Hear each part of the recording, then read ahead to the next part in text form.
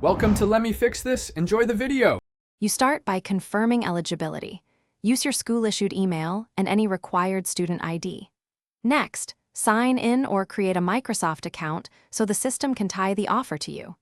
Once signed in, navigate to the Azure for Students page and click Activate to claim your free credits and developer tools.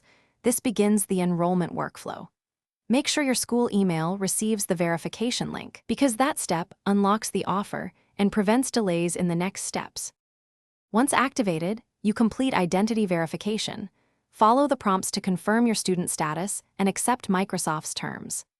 After verification, redeem the offered credits and inspect the included services, quotas, and expiration date so you know constraints before you deploy. Make sure to enable two-factor authentication to secure the account and confirm your Azure Active Directory tenant is correct, because resources will be created there. Doing these middle steps carefully prevents permission issues and helps you plan resource usage. You finish by creating a resource group, then deploy a starter service.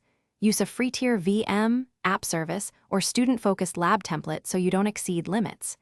Use Azure CLI or the portal to manage deployments and set budget alerts to avoid surprises.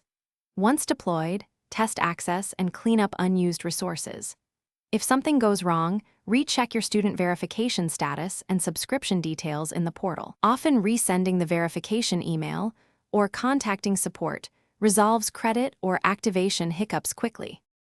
Thanks for watching. If you found this helpful, don't forget to like and subscribe.